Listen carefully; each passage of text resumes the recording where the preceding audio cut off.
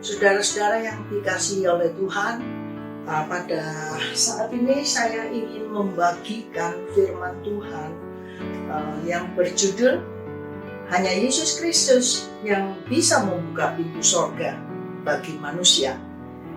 Saya ingin menunjukkan pencerahan firman Tuhan ini kepada setiap orang, hanya kepada orang yang ingin mencari jalan ke sorga dan mencari keselamatan yang sungguh-sungguh. Maksudnya supaya kita mendapatkan kepastian setelah kehidupan ini kita meninggal dan kita bisa masuk ke dalam kerajaan sorga. Ya, saya ingin memperkenalkan kepada saudara yaitu satu pribadi yang bernama Tuhan Yesus Kristus. Nah, tahap yang pertama kita akan melihat siapakah Yesus itu. Kita akan membaca, saya kira tidak perlu saya baca karena nanti saudara akan melihat di slide itu ayat-ayat firman Tuhannya ya, supaya nggak terlalu lama. Kita akan membaca di dalam Matius pasal 1 ayat 20 sampai 21. Dikatakan di situ bahwa Yesus itu adalah Allah, ya. Jadi namanya Yesus itu artinya penyelamat.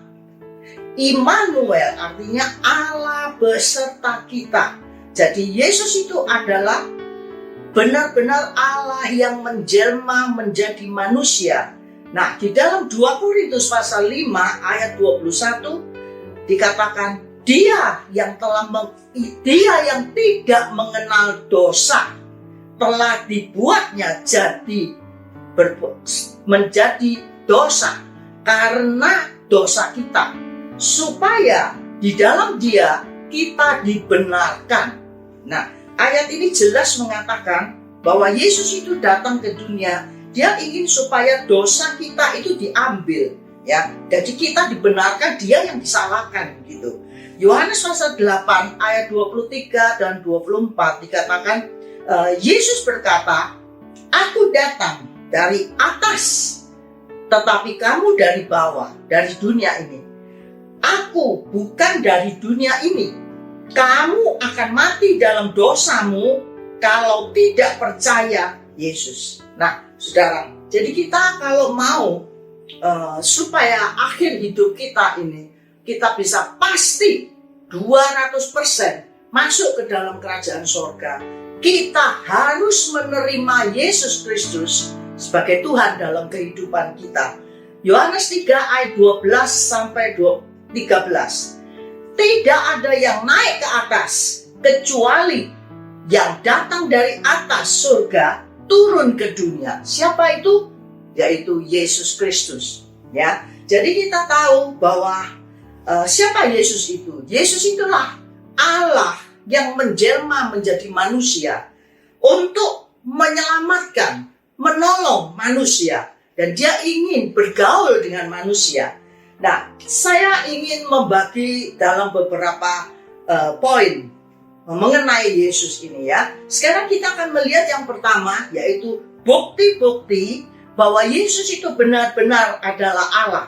Nah, kalau kita membaca di dalam Lukas pasal 1 ayat 31 sampai 35 ditambah Matius pasal 1 ayat 20 sampai 25, di situ dikatakan Yesus lahir dari Roh Kudus.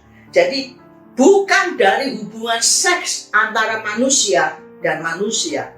Jadi Yesus itu adalah dari Roh Kudus lahirnya. Itu sebabnya Dia adalah Allah.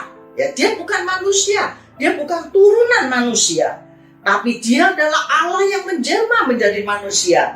Nah, kalau kita membaca di dalam Yohanes pasal 8 ayat 23 dan 24, Yesus berkata, "Aku bukan dari dunia ini." Nah, jelas ya, sebenarnya bahwa Dia ini memang bukan datang dari dunia. Dia adalah datang dari atas, dari sorga. Justru Dia datang ingin menyelamatkan saudara dan saya, ingin membela saudara dan saya. Ya, waktu Tuhan Yesus berkata bersama ada di Samaria, Yohanes 4 ayat 42, wanita Samaria itu ketika berbincang-bincang dengan Yesus, dan Yesus berkata, panggil suamimu. Dia berkata, aku tidak punya suami. Yesus bilang, ya, suamimu ada 5. Nah, dia kalau bukan Allah, dia tidak tahu keadaan orang ini, ya. Tapi orang dia tidak kenal, Yesus tidak kenal, tapi dia bisa tahu keadaan ini wanita Samaria ini. Dia katakan, kamu punya suami 5. Nah, inilah bukti bahwa dia itu benar Allah. Maaf saudara, saya ingin mengajak saudara untuk membaca banyak ayat, ya, supaya saudara bisa yakin benar, ya, bukan dengan apa saya buat-buat, tapi ada ditulis di dalam Alkitab, ya. Di dalam Yohanes 9 ayat 38 dan 36 sampai 38, di situ dikatakan Yesus mengakui bahwa dia adalah Tuhan, ya. Di waktu murid-muridnya bilang, siapakah? Dia tanya, siapakah aku ini? Dia bilang, aku ini orang bilang Tuhan. Ya, itulah apa yang kamu katakan itu benar, ya. Jadi dikatakan bahwa Yesus itu benar-benar Tuhan, ya. Yohanes pasal 10 ayat 30 dikatakan, aku dan Bapa adalah satu, ya. Nah, nanti saudara akan tahu apa itu Bapa, apa itu Yesus, dan lain-lain sebagainya. Mungkin kita yang sudah lama mungkin sudah ikut Tuhan juga bingung, ya. Apa itu Bapa, apa itu Anak, apa itu Yesus? Kita nanti akan lihat, ya. Dikatakan aku dan Bapa adalah satu, artinya Allah itu satu, Bapa itu ialah Dia, ya. Nah, saudara-saudara, kita akan melihat di sini di dalam Lukas pasal 7 ayat 48 dan 49. Ketika seseorang datang kepada Yesus, dia berkata, dosamu sudah diampuni, ya. Nah, kalau dia bukan Tuhan, dia tidak bisa mengampuni dosa orang. Tapi karena dia memang Allah, dia bisa mengampuni dosa, ya. Itu sebagai bukti bahwa dia adalah Allah. Nah, juga kita membaca di dalam Yohanes 13 ayat 13. Dikatakan, Yesus mengakui kepada murid-muridnya, dikatakan dia adalah guru dan Tuhan.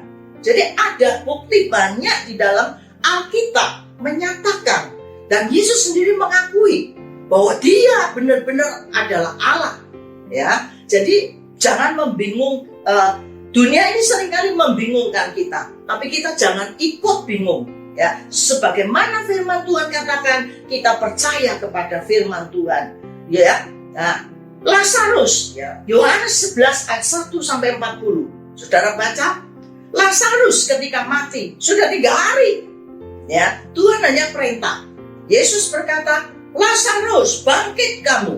Dia keluar dari kuburan, dia bisa hidup kembali. Siapakah Yesus itu? Yesus itu adalah Allah. Kalau dia manusia biasa, gak bisa membangkitkan orang mati, ya. Tapi karena dia Allah, dia berkuasa atas bumi dan sorga. Seisi dunia ini, manusia, semua ada di dalam tangan kekuasaan Allah. Nah, saudara-saudara, kita harus tahu dasar-dasar ini, bahwa Yesus itu adalah Allah, ya. Nah, sekarang kita membaca yang terakhir, yaitu Yohanes 22 pas ayat 54 sampai 61. Yesus berkata, dan pada saat dia akan disalib, dia berkata kepada Petrus, Petrus, sebelum ayam berkokok, kamu sudah menyangkali aku 3 kali nanti. Ya, padahal belum terjadi, tapi dia sudah tahu. Dia tahu masa depan saudara. Dia tahu masa depan manusia. Kenapa? Karena Yesus memang Allah, ya. Dia yang menciptakan saudara dan saya. Dan benar, ya, sebelum ayam berkokok, ketika Yesus sudah disalib, Petrus menyangkali dia 3 kali. Dan dia waktu itu katakan, bukan, saya bukan muridnya Tuhan Yesus. Menyangkal 3 kali. Tepat seperti apa yang dikatakan oleh Yesus pada waktu itu. Nah, lalu sekarang saya mau bertanya, kenapa Yesus tidak pernah berkata, akulah Allah, sembahlah aku. Ya, Yesus adalah satu pribadi yang penuh rendah hati. Dia tidak ingin menyombongkan diri seperti oknum-oknum yang lain. Karena apa? Hukum Allah berkata, yang rendah akan ditinggikan, yang tinggi akan direndahkan.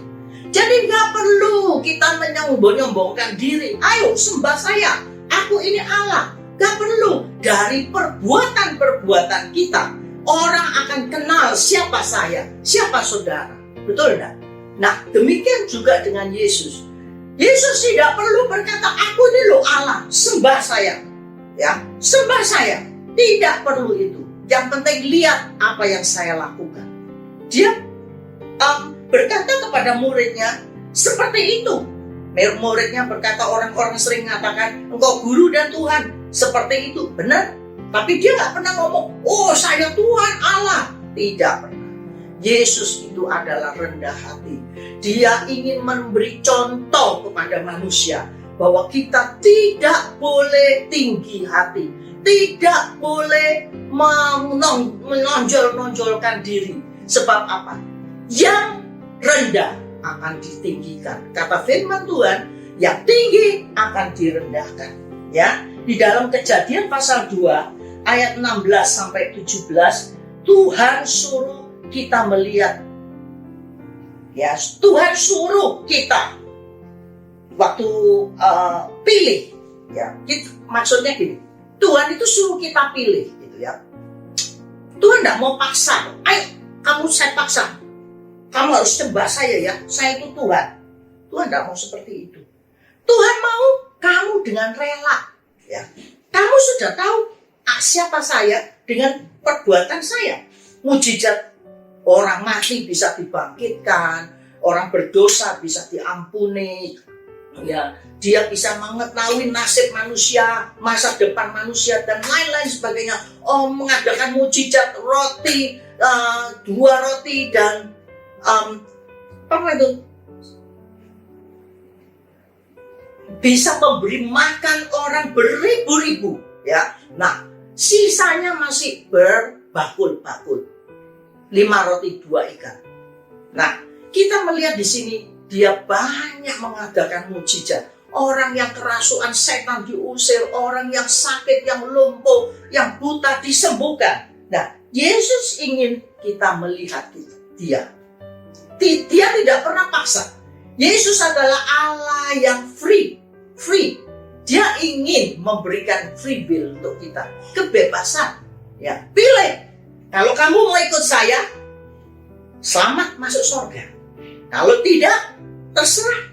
Kamu akan pilih ke neraka. Ya, itu Tuhan mau supaya kita rela dari hati kita. Saya kasih contoh. Ya, saya kasih contoh. Kalau saudara memilih pasangan sebagai suami istri, saya mau tanya, misalnya saudara mencintai seorang gadis atau seorang laki-laki, ya, tapi dia tidak cinta saudara, ya, dia tidak cinta saudara. Saudara mau nikah sama orang ini? Mau tidak? Tak paksa, kamu harus masuk saya masukkan di kamar, saya rantai di situ. Kamu harus jadi istri saya, jadi suami saya. Saudara mau tidak begitu? Baik tidak? Tidak baik. Percuma, betul tidak? Ada kesempatan dia akan lari. Tapi saudara akan mencari orang yang dengan rela mencintai saudara. Dia berjanji, aku rela menjadi istrimu, menjadi suamimu, karena aku mengasihi engkau. Nah, demikian juga dengan Tuhan.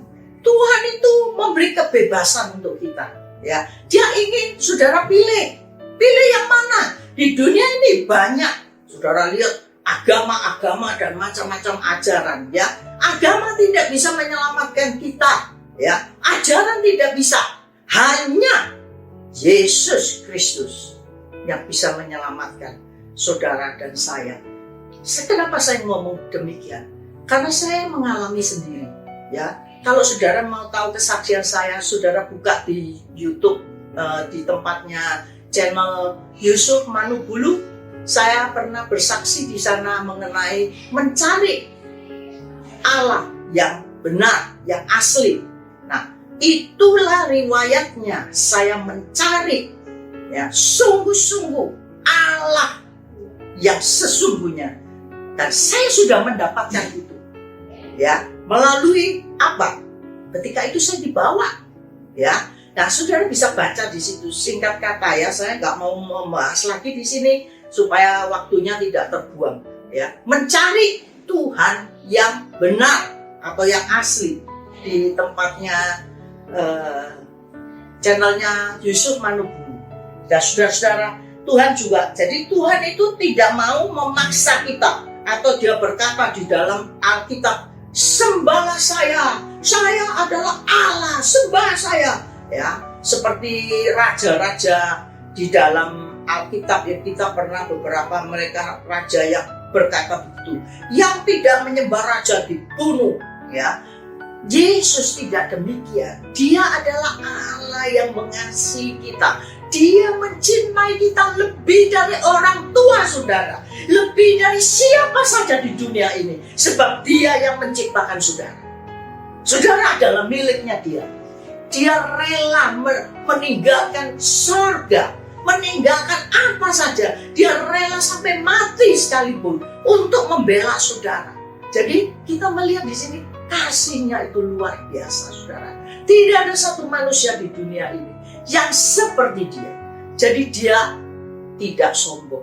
Orangnya tidak pernah menyombongkan diri. Ya, satu pribadi yang luar biasa, yaitu Yesus Kristus Tuhan.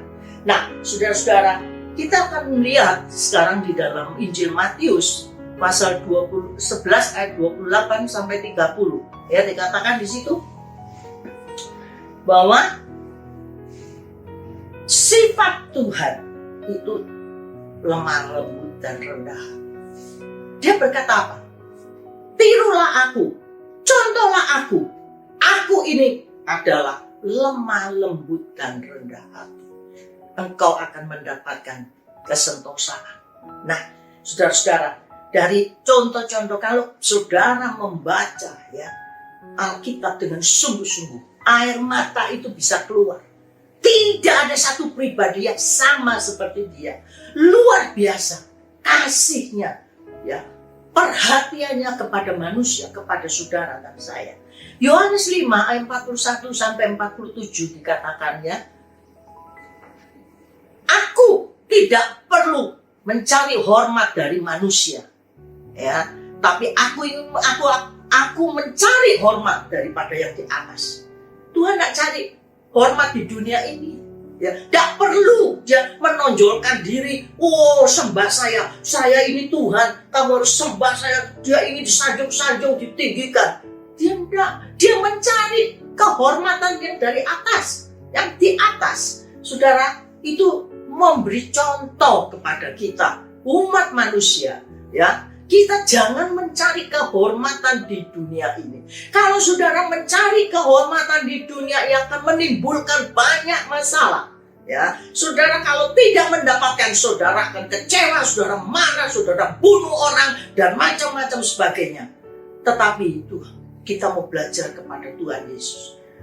Aku mau mencari kehormatan dari atas. Aku tidak mencari kehormatan manusia. Sekalipun manusia itu ingin menyanjung aku, tapi aku tidak mencari sanjungan. Hanya orang yang mengerti firman Allah, dia akan menangkap ini. Dan kita harus merubah sifat kita. Kita adalah anak Tuhan, kita harus berubah sifat kita. Jangan ada kesombongan, kecongkaan. Sebab itu akan merugikan kita sendiri. Dan itu akan merusak sifat kita yang baik. Ya. Nah, di sini kita melihat, selanjutnya kita akan melihat bahwa Tuhan Yesus itu berkata bahwa akulah jalan, kebenaran, dan hidup. Tidak ada seorang pun sampai kepada Bapa atau sorga kecuali melalui aku. Nah, saudara kalau bisa menyimak, saudara akan tahu siapa dia ini. Siapakah dia ini? Ya. Nah, itu dari ayat-ayat yang saya baca, yang saya bacakan tadi, itu sebagai bukti bahwa Yesus benar-benar adalah Allah. Ya. Nah, jadi itu semuanya tuh harus ada bukti, saudara. Kalau nggak ada buktinya, nanti dipikir manusia yang bikin-bikin, ya, atau orang yang ngomong seenaknya sendiri gitu. Sekarang kita akan selanjutnya ke poin yang selanjutnya, yang ketiga. Bukti Yesus itu benar manusia. Nah, ini, ya. Nah, kalau dia Allah, kenapa dia tuh kok lapar, kok dia sakit, kok bisa menangis? Yes, saya bilang dia adalah 100% manusia, dia 100% Allah.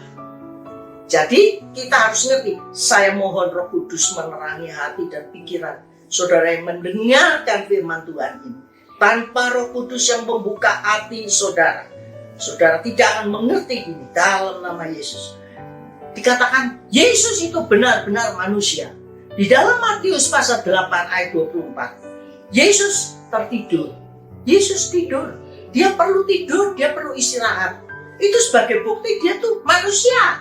Kalau dijeret juga sakit, kalau dipukul juga sakit, kalau diolok ya dia sebetulnya merasakan, ya. Nah, Matius 21 ayat 12 dikatakan Yesus itu marah di dalam bait Allah. Kenapa dia marah?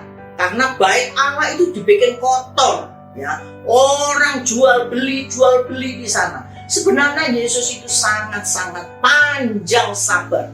Tapi yang nomor satu dia paling tidak suka apa? Kekudusan. Tidak boleh dinodai. Ya, karena dia Allah, dia kudus, dia suci.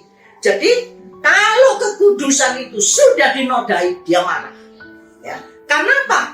Dia marah karena dia tahu bahwa kalau saudara berbuat dosa, saudara mulai main-main dengan dosa, itu akan menjerumuskan saudara ke api neraka. Ya, jadi di sini bait Allah dibikin jual beli. Jadi orang datang ke bait Allah itu tidak konsentrasi kepada Tuhan, mencari Allah. Tuhan tidak suka ini. Ya. Sebab berbahaya kalau orang itu mencari Tuhan, harus fokus, konsentrasi kepada Allah, ya.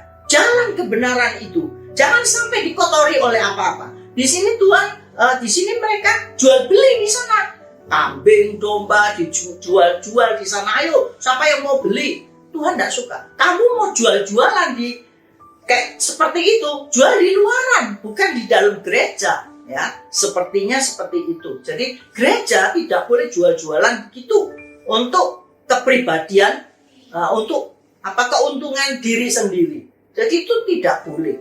Tuhan tidak suka. Ya. Sekarang Matius 26 ayat 36 sampai 38. Yesus itu sedih, hancur hati. Dia berdoa di Taman Getsemani. Dikatakan sampai air peluhnya, keringatnya itu menjadi darah. Kenapa kok dia sedih? Katanya ada oknum yang mengatakan begitu. Dia kan Allah. Ada apa? Dia susah. Ya, atau dia kan bisa menolak semuanya salib itu. Memang dia itu Allah 100%, dia manusia 100%. Pada saat dia ada di Taman Getsemani, kemanusiaannya itu dia merasa sedih sekali. Kenapa?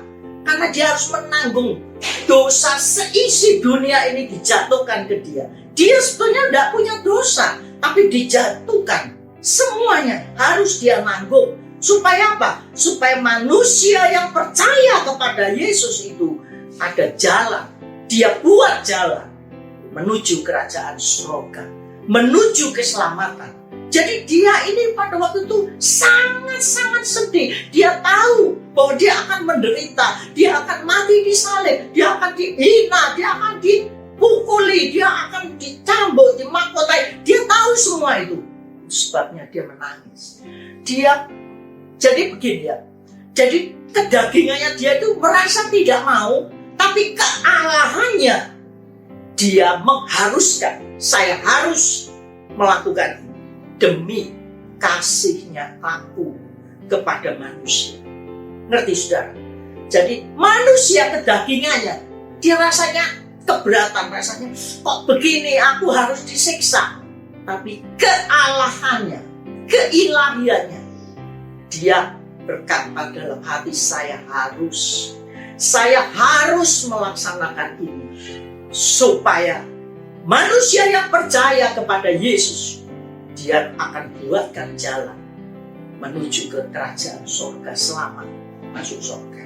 Nah, saudara-saudara, nah itulah keadaan Yesus ya. Di dalam Yohanes 11 ayat 35 sampai 36, ketika Yesus melihat Lazarus itu mati, ya, dia menangis, dia sedih karena apa? Lazarus itu sahabatnya dia, ya. Jadi dia susah gitu. Saudara kalau punya sahabat meninggal, sahabat yang dekat, ya, apalagi melihat keluarganya sedih sekali gitu, saudara kan bisa ikut sedih. Karena apa? Kemanusiaannya yang ada di dalam kita ini berbicara. Ya toh, sedih. Yesus juga begitu. Jadi kepribadian manusia yang ada di dalam dia itu muncul. Jadi dia menangis gitu.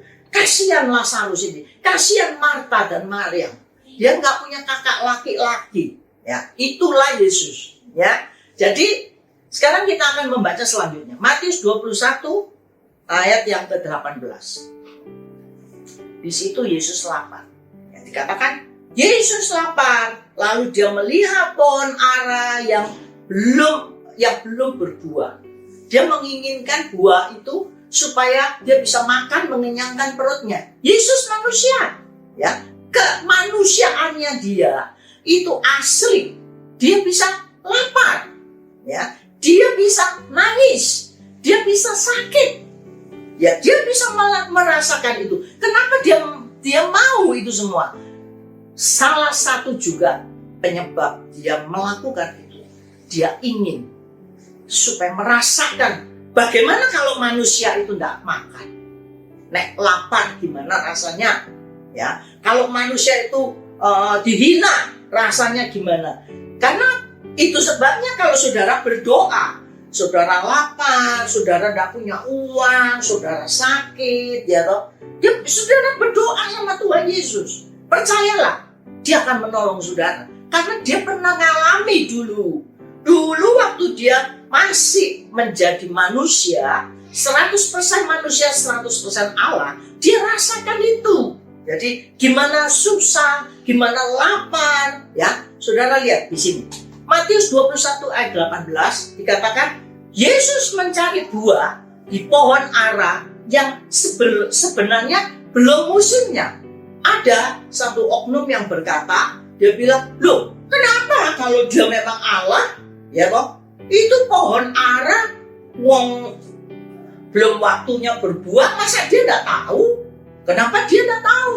Dia kan Allah, harusnya tahu tuh. Kok dia malah marah dikutuk? Dia itu punya contoh.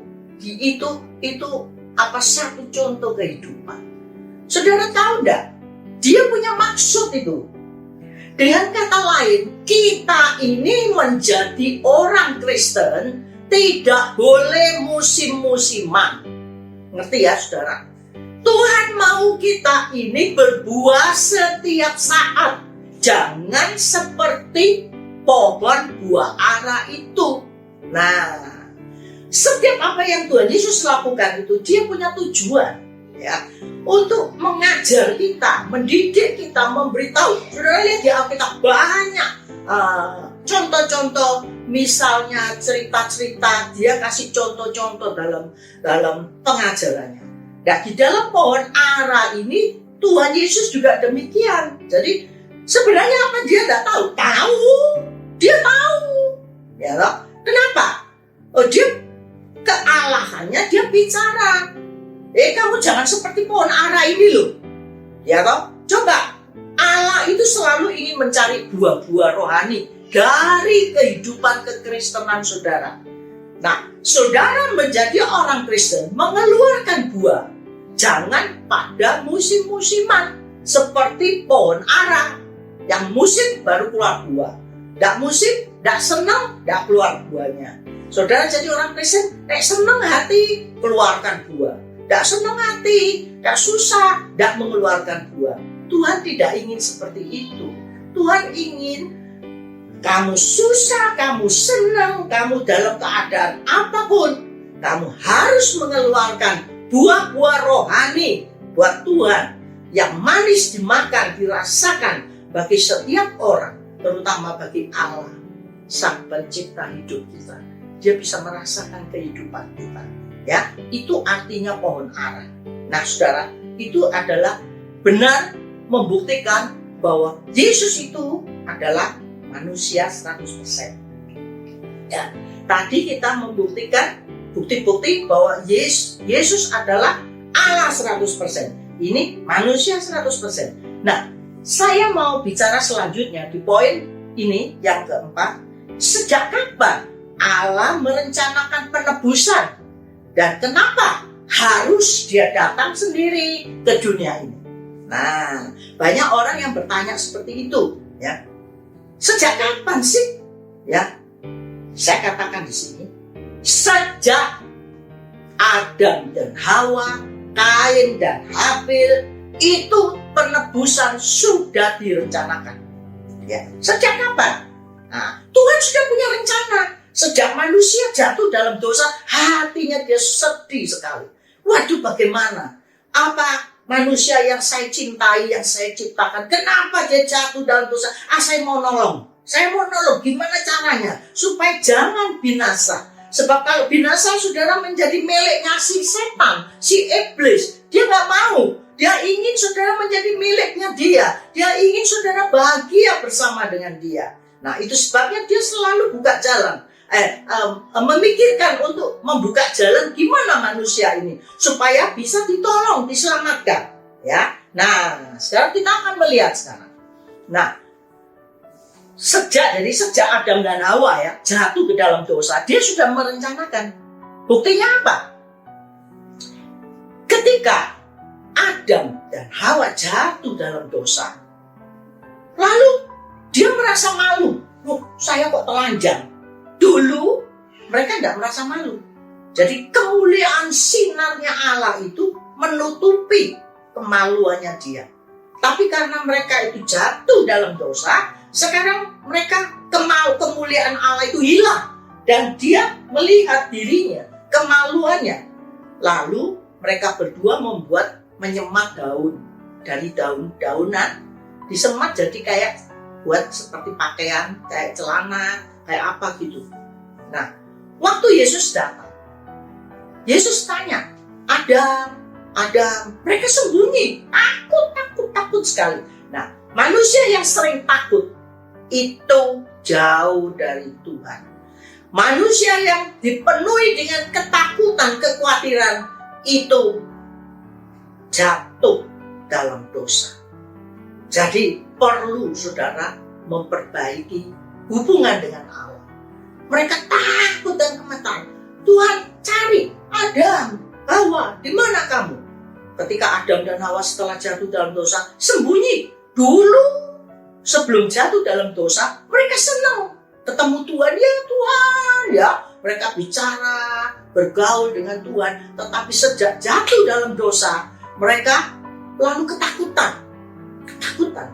Manusia penuh dengan ketakutan, kekhawatiran, kegelisahan, penyakit. Itu semuanya karena dosa.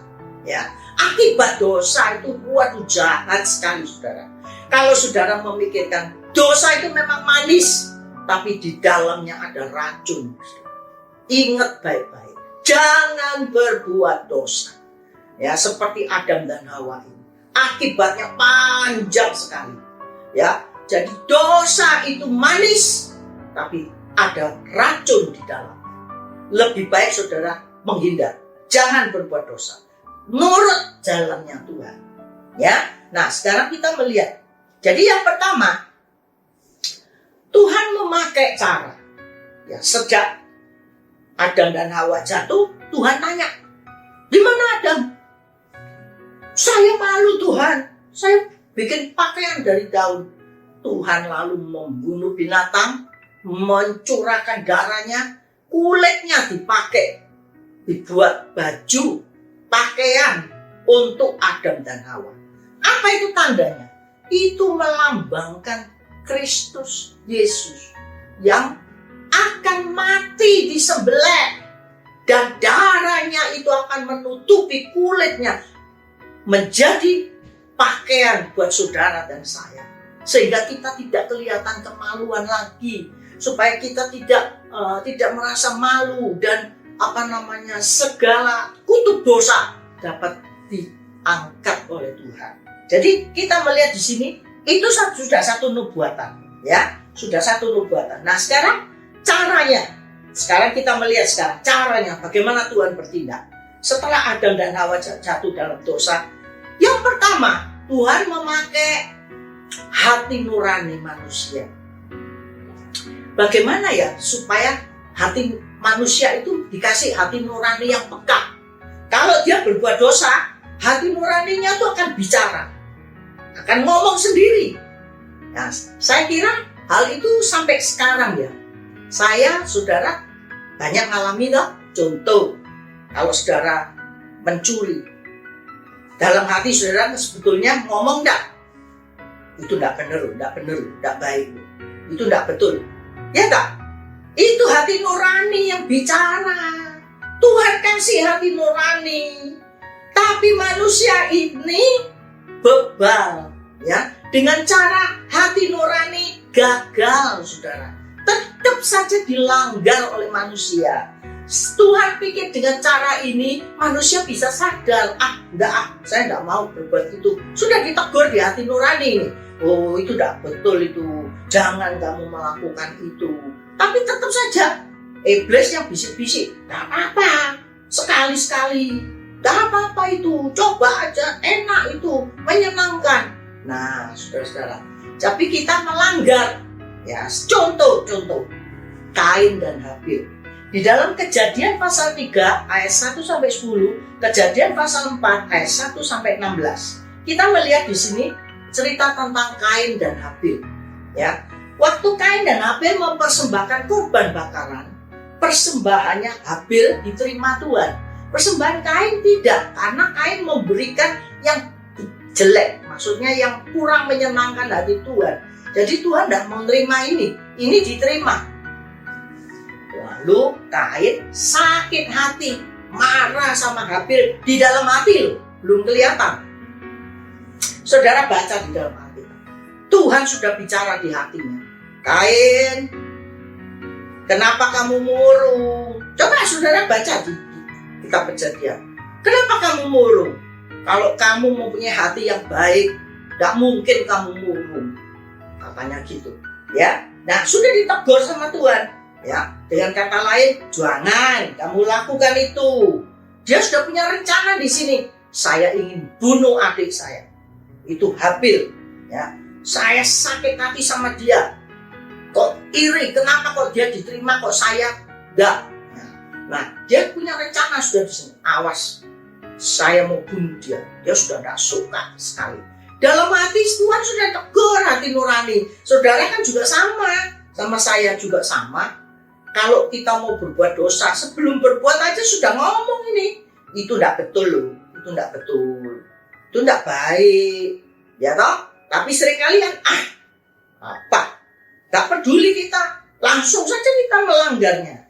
Nah, akhirnya Habil dibunuh sama Kain. Tetap dibunuh. Tuhan sudah bicara melalui hati nurani, tapi dibunuh. Gagal. Manusia sering gagal. Di dalam zaman itu ya, dipakai hati nurani. Tuhan bicara pakai hati nurani mereka. Gagal. Aduh, Tuhan susah. Caranya gimana ya? Kedua, Tuhan pakai cara kedua. Mungkin dengan cara ini manusia bisa taat, ya, bisa nurut dan masuk kerajaan sorga nantinya. Itu dengan cara apa? Cara Taurat, ya, hukum Taurat. Padahal bangsa Israel waktu itu keluar dan dia waktu mendapatkan Taurat itu 10 hukum perintah Allah itu, saudara. Mereka tahu sendiri loh, Musa naik ke gunung dan Musa membawa 2 log batu itu ditulis itu hukum Taurat. Saudara tahu enggak? Apakah mereka itu tidak tahu kalau hukum Taurat itu hukum perintahnya Allah? Kalau dilanggar itu kita akan dapat hukuman Tuhan, binasa. Tapi apa hasilnya? Dilanggar gitu. Mereka juga melanggar itu. Manusia itu tidak pedulikan Taurat lagi. Nah, Tuhan sedih lagi. Aduh, gimana ini sudah kedua kali nih aku cari cara. Pakai Taurat juga gagal. Sekarang yang ketiga, sekarang saya mau melalui nabi. Ya, nabi-nabi itu akan saya pakai jadi mulutnya aku, mulutnya saya. Tuhan bilang gitu. Nah, dengan kata lain seperti itu ya. Supaya saudara baca di dalam 1 Samuel 13. Saya ngambil contoh satu-satu aja. Ya, di situ kita melihat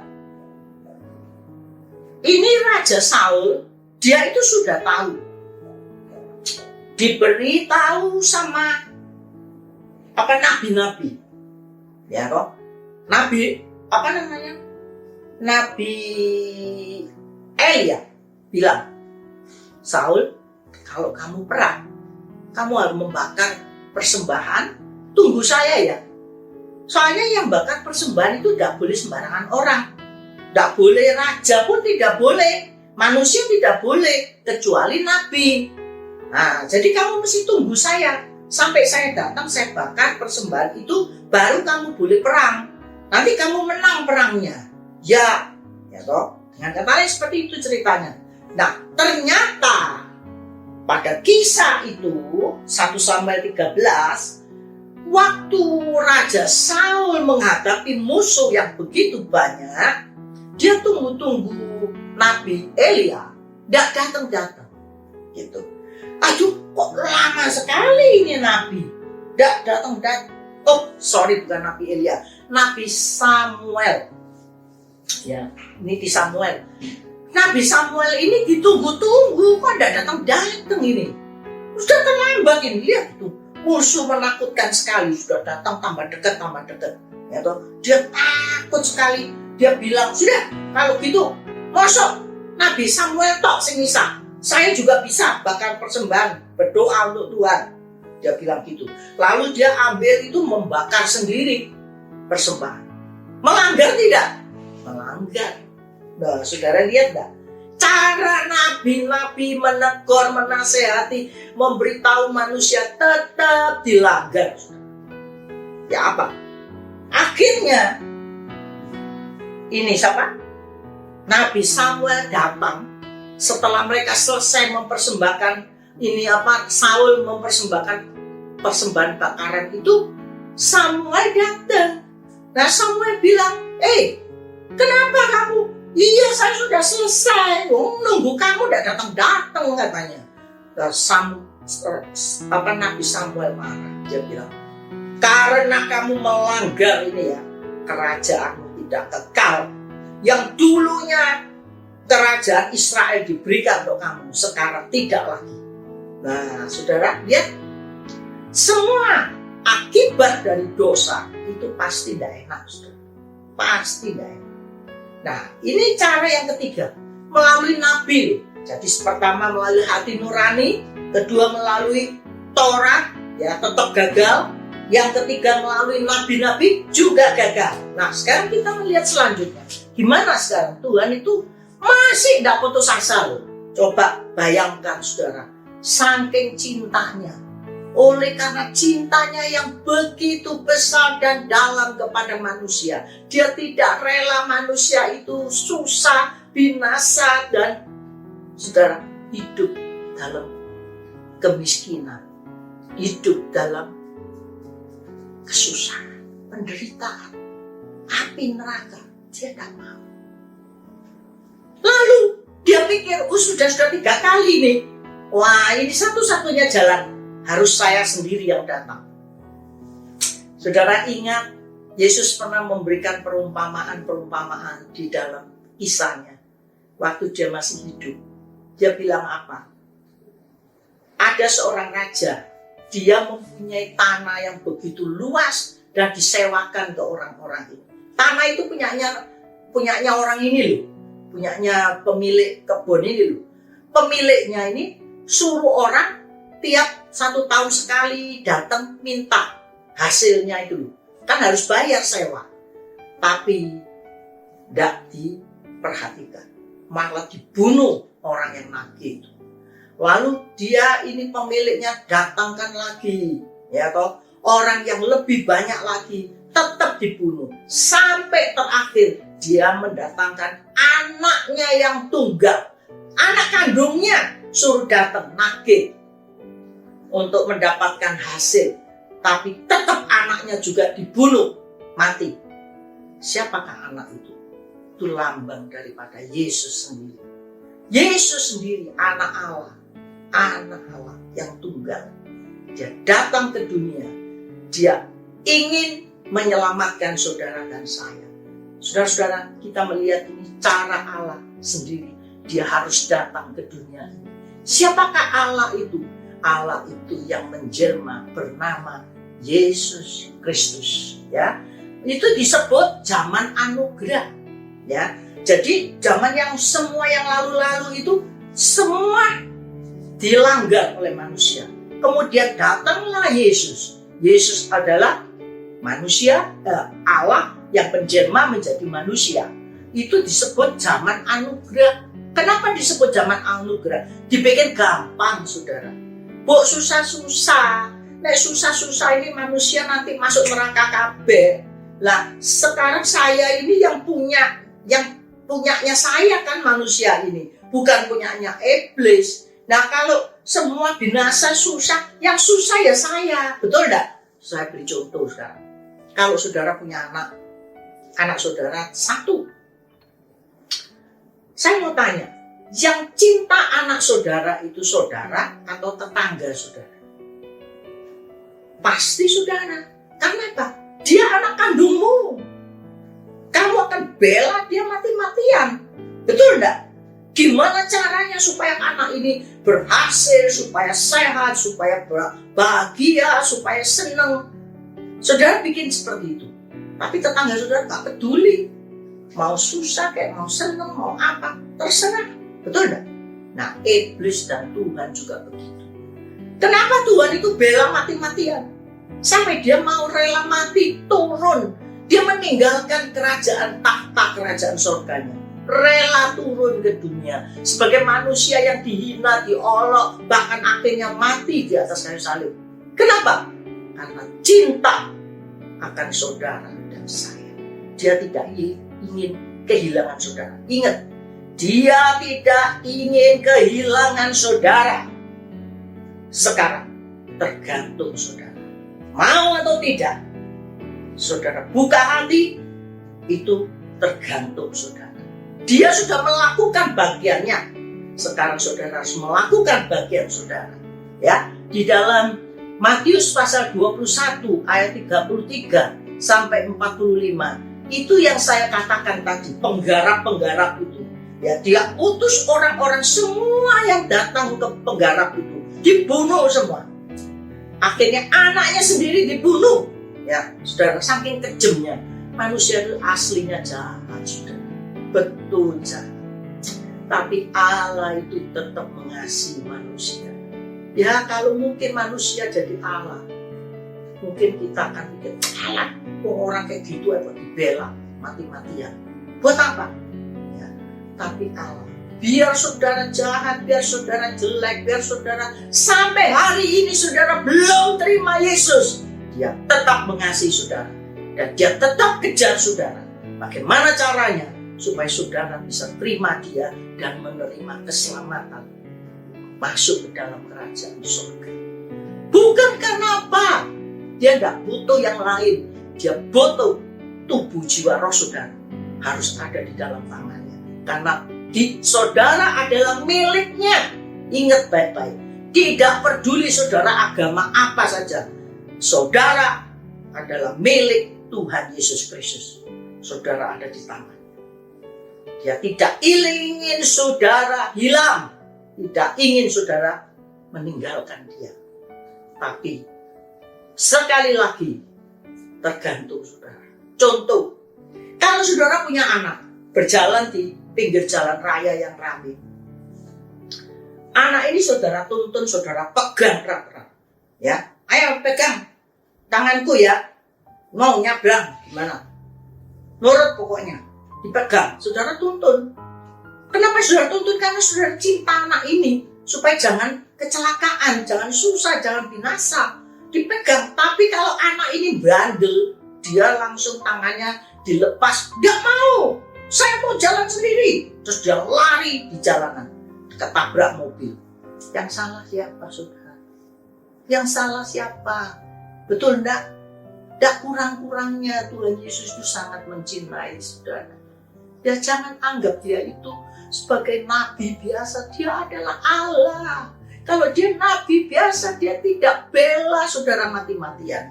Betul, dia adalah Allah yang menciptakan hidup saudara. Dia tidak ingin kehilangan saudara.